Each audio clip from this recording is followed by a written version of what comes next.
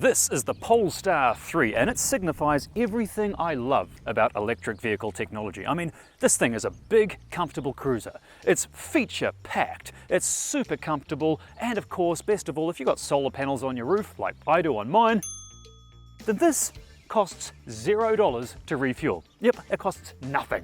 Basically, oil companies, well, they hate this technology, which makes me love it even more.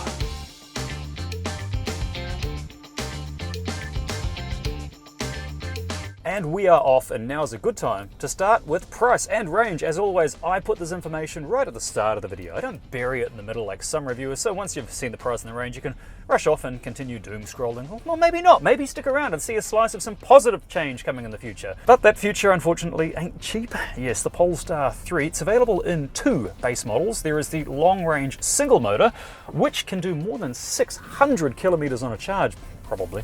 But the price hasn't been announced yet. Stick around, it will be announced soon. This, however, this is the dual motor long range version. And that starts, well, it starts at $175,000.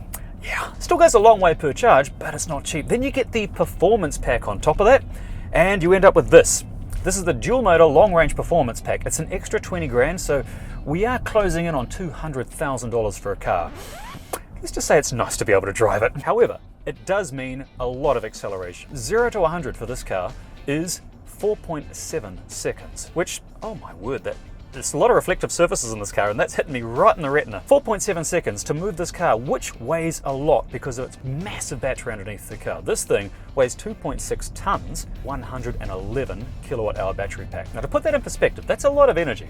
The average house in New Zealand uses about 22 kilowatt hours or 22 units of electricity in 24 hours. This has 111. Plus, this has the function of being able to take energy out of the battery bank. So you've got the right charger in your house, you can plug this thing in when you get home, your solar panels will fill it up during the day, and then at night time you take power out of your car. And if you have a power cut, this thing can run your house for days, weeks even. I love where the technology is going. I mean, you can't do that in even the fanciest combustion car. Also, if you have a house or a car, or maybe a business, or you just like using electricity because it's 2024, then sign up at Ecotricity. It's ecotricity.co.nz, which gives you access to only wind, hydro, and solar electricity. Yep, it's New Zealand's only certified climate positive electricity provider, and it's available right now. It's also really affordable. Sign up. What are you waiting for? It's a turning circle like in this thing. Oh wow, holy cow. That's pretty good. Oh, right, that's much better than a Tesla. Speaking of vehicle to home, let's talk technology. And this car, well, it's its party piece. It's got more toys than a robot's bedside drawer. It is dripping with technology. And where do we start? Okay, let's start with this massive screen right in front of me. 14.5-inch touchscreen display, which controls everything in the car. For better or worse, there's not a lot of buttons. There are some on the steering wheel, but, well, they're not marked. So you're gonna have to do a little learning to figure out which button does. Same goes for the infotainment system. It's intelligent and it's comprehensive, but you will have to learn where all the buttons are. Okay, so obviously, this thing runs on Android Automotive Operating System, which means it's connected to Google Play. So yes, you can go into Google on your car, treat it like a giant cell phone, and install apps. It's got every app you can think, well, maybe not every app. This car's great in the way that when you put your details in, this won't surprise Tesla owners, but for every other car maker, this is a rarity, you put your address in and it shows you how much charge you'll have when you get to your destination. Such a simple thing. All cars should have that. As for the infotainment's brain, it is running off an NVIDIA chip which can do 254 trillion calculations every second. That's a lot. That's almost powerful enough to run Doom. This car also has no fewer than 9 external cameras monitoring everything, plus internal cameras. So if I look away, it will beep at me and say, hey Gavin, pay attention, which reminds me I shouldn't look at the camera so much. It's got LiDAR as well, and it's a really discreetly done package. It's not like LiDAR you see on some of those robo-taxis overseas that, you know, stick out like the proverbial. Now this one, it's all discreet. Everything's compact and minimalist and even hidden inside that front grille there at the front. It's all really intelligently designed. Let's talk audio now. This thing has a 25 speaker Bowers and Wilkins sound system, and I know what you're thinking, Bowers and Wilkins. For those out of the know, it does sound like a hardware store that went bust in the 80s, but no, it is a world-class audio producer, and they have fitted this thing out with speakers, not only this cool tweeter right in the middle of the dashboard, but there are speakers in the headrests behind me as well. The sound system in this car, I mean, as you'd expect, it is enveloping. You're going to go the long way home because you're just going to be cocooned in this chamber of sound. Other stuff this car has, it's got a built-in browser. Of course, it's got over-the-air software updates as well. It has a built-in Polestar concierge system, so if you have a breakdown, heaven forbid, or a flat tire or whatever, just push the button up there, someone will come out and fix it for you, and they can book hotels for you or whatever. It does everything for you. Of course, it's also got wireless phone charging. However, one little complaint I have is that you do get this cool buttonless Polestar key, but it's designed to go right there where the wireless phone charger is. And then where's your phone supposed to go? So you're going to be playing Tetris. Of course, the car's also got regen braking or one pedal driving. Right now, if I take my foot off the accelerator, it just goes and goes and goes because it's got 2.5 tons of mass. But if I press one pedal driving onto maximum, ooh, look at that, and it brings the car to a complete stop. It also has creep mode if you want, but I quite like just being able to take my foot off the accelerator and the car comes to a complete stop. And all that would have been wasted electricity is converted into electrical energy and goes back into the batteries, so every time you slow down, you're just giving yourself a little bit more range. Can't do that in a gas car. So yeah, sure, this car has a lot of technology in it, but it's not all puppies and rainbows. It doesn't have any physical push buttons other than the steering wheel one, so you're going to have to either use the touch screen while driving or use the voice commands, but it doesn't always speak Gavin. So for example, turn on seated heats. Sorry, I didn't understand. Turn on heated seats. Alright, turning on the seat heater for the driver. Now that works. Now this is a good chance to move into comfort, and some of the models of this car come with ventilated seats, but not this one. This only has heated seats, but it has heated seats, seated heats, in both the front and the back. Speaking of comfort, look at the room you get in the back. Far out. There is so much room back there. Like the leg room you have, the headroom you have. And I'm a standard issue human male, 5'10". So, you know, I fit in most cars, but this one has me rattling around like a fart in a jar. I can get in and out of the car really easily as well. The seat height off the ground at its lowest setting is intelligently designed. It's all just really easy. Plus, it's really quiet.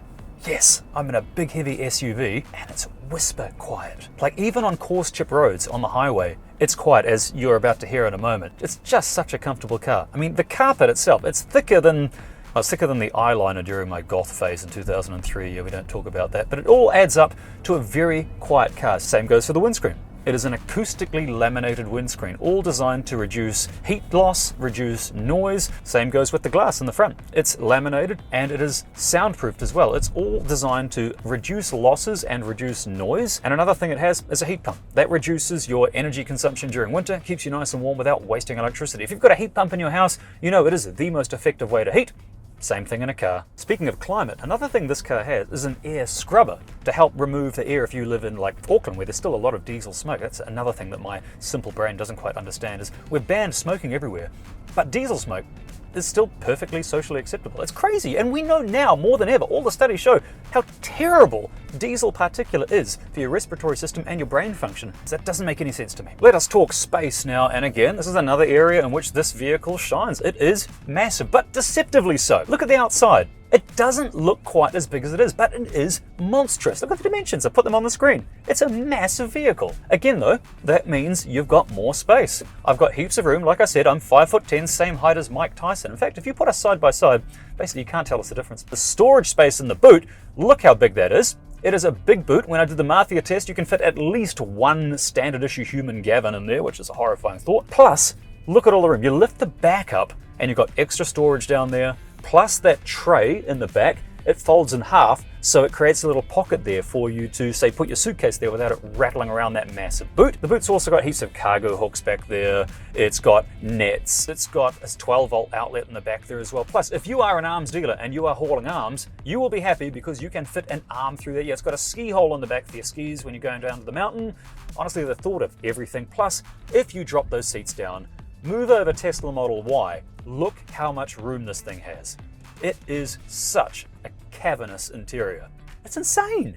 So much room. If you like a big car, you'll like this. Honestly, they've put so much effort into the suspension in this car. By all means, this thing, 2.6 tons, it should wallow worse than the fattest Land Cruiser, but it doesn't. The air suspension in this car is staggering. In fact, we're going to test that later in some twisty corners, so stay tuned. But wait, there's more storage. Yes, if you pop the bonnet, you will find a fartment. Yep, there is a 32-litre front compartment up there, which is handy for storing spuds. To put that in perspective, it's about the same size as an affordable Auckland apartment. Let's talk design now, and this is an SUV, right? But doesn't necessarily look like one, not a traditional SUV. This looks more like a big crossover, and this is where Polestar's designers sort of exceed in making their small cars look big and their big cars look small. Even though this is a chonker of a vehicle, it doesn't really look it. Part of the reason for that, I think, is because they've dropped the roofline down. They've given it a more compact SUV feel.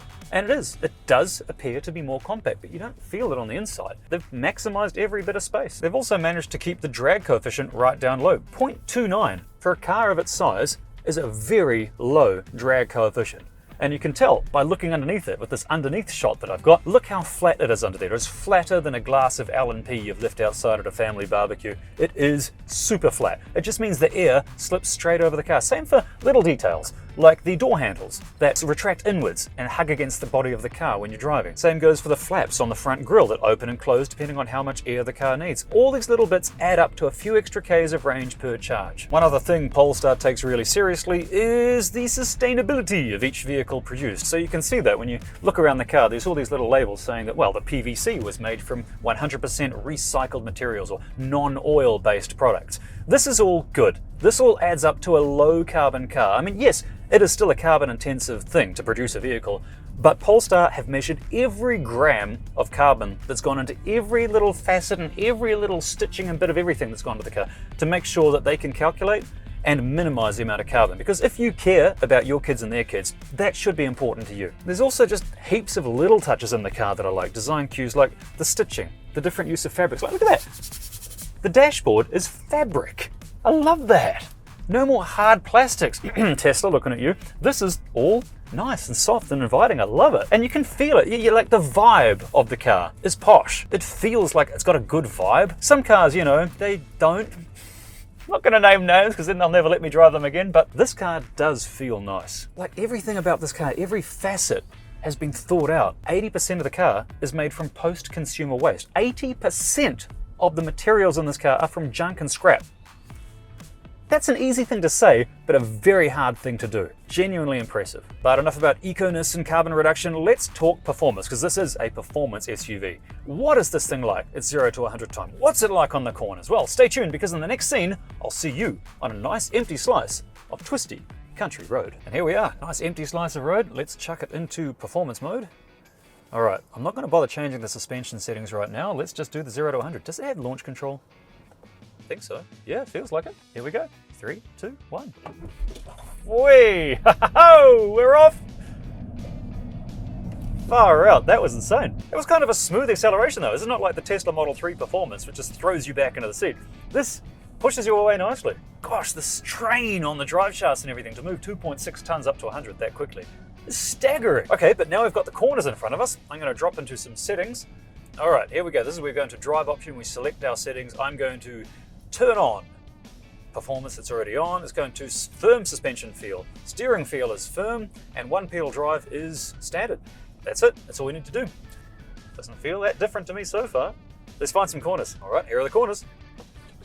Phooey! Crikey, this thing moves. Okay, so, and you get some agricultural equipment in front of me, slowing down this segment of recording. So as I mentioned, this has the performance pack, which not only means you get these cool gold seatbelts, but you also get the gold-coated Brembo performance brakes. Yes, it stops this thing on a dime, which I'm not going to demonstrate because then every bit of equipment I've got in the car will go into the footwell. Take my word for it, it stops well. And that's partly because it's got massive tyres. Look at the size of the tyres. 22-inch wheels as well. These are the performance wheels. And as well as gold belts and gold calipers, you get little gold valve stems as well. Isn't that adorable? I think Austin Power's gold member would be proud. The suspension deserves a mention though, because this thing handles brilliantly. Okay, sure, not as well as the Tesla Model Y Performance, but you pay for it. The Tesla Model Y Performance suspension is much firmer. This, well, it's a little bit more pliant, but it's still really solid. Very, very smart too. It's constantly adapting to the road you're on. It's good.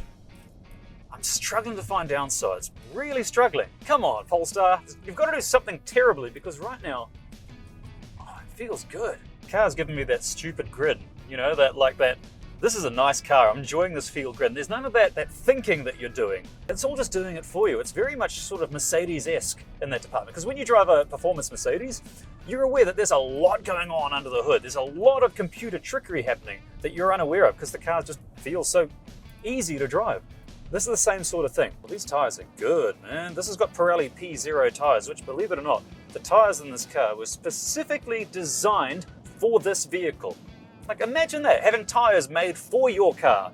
Not just these ones will do, these P0s were made for the Polestar 3. Far out, do they suit this car beautifully. It's not even squealing, it's not even making any let-go noises. Looks good. If you can afford one of these things, you've got to try it at least. I'm sure I may just be a happy little wage slave, but the fact that I get to drive this piece of magnificence is like, look at this, around this corner. Oh, wow. But rather than just watch me throw this thing into corners, we are on limited time. Let's see what it's like efficiency-wise on a long-distance trip. Let's see what the charging speed is like as well, because all of that is coming up right now in the Spud score. Starting with performance, and unsurprisingly, I'm giving it 9 Spuds out of 10. Very impressive. Handling's next, and despite its weight, its road holding is superb, as is its predictability. Honestly, it defies its mass with very little lateral jiggle, so I'm giving it 8 Spuds. As for comfort, it is excellent, as are all Polestars. I mean, they all make sublime road trip cars, and this one is no exception, gliding over every bump in monastery-like silence. 8 Spuds there. Let's talk efficiency now, and yes, it is a thirsty vehicle. I found that my consumption of mostly highway driving averaged around 22 kilowatt hours per 100k, so 6 Spuds there. But it does have a massive battery, so you're still going to get around 500 k's per charge in the real world. Gadgetry's next though, and whatever you want, it's got it. Like even vehicle to home. It's got everything, so 9 Spuds there. But is it good value? Well, yes, absolutely, if you're Bill Gates, but not if you're, well, me. It's a heck of a lot of money for a car, despite the ride and the toys and the performance, so I'm giving it 2 potatoes. As for charging speed, it's decent. I used one of ChargeNet's many hyper-rapid chargers to take the car from 11% to 80%, but while it was cranking up to 195 kilowatts, I did get an error. I'm not sure if that was the car or the charger, but I tried a different spot and fired it back up again, and it sat at that speed till about 30%, but it did stay high, meaning that the entire charge took about 35 minutes to get to 80%, and that, well, it's not bad for such a colossal battery, so 8 Spuds there. But what about style? Well, I reckon it looks pretty good. I mean, for an SUV, they generally look pretty boring, but this one was good. It's not too radical, it's not too blobby, and it certainly turned many heads while I was driving it, so 7 Spuds there. But is it fit for purpose? Well, I say yes, absolutely. I mean, even though it is very quick, it'll still do 500 k's in between charges in the real world. It's got lots of room for your family and all their gear. It'll tow 2.2 tons. The battery warranty is for 8 years, and you can even lie down on the back, and that's handy because let's face it, you're gonna have to sell your house to buy one, so 9 Spuds there. But it's the PSC which will influence your purchasing decision, and I am happy to say that the vehicle holds no fewer than 71 potatoes. That is a respectable number, which gives the Polestar 3 a total Spud score of 74. And there you have it. I spent the last few days familiarizing myself with this slice of technology, and what can I say? It's good. And this is the problem with every time I review a Polestar or a BYD vehicle, is they end up looking like advertisements, not reviews, because the cars are very good. I mean, sure, there are some things I don't like. For example, they're very expensive. They're outrageously expensive cars. Also, I don't like this piano black plastic. You will lose half your sanity trying to keep this clean and fingerprint free. What else? I mean, it's got a tiny back window. That's really about it. The cars just are getting pretty good, and Polestar's a good example. I mean, this car does everything you could want. It's fast, it's clean, it's quiet, it's littered with technology, it's so comfortable, and it goes like stink. So I'm just going to end this video with a painful cliche. This is the future, and you can buy one today.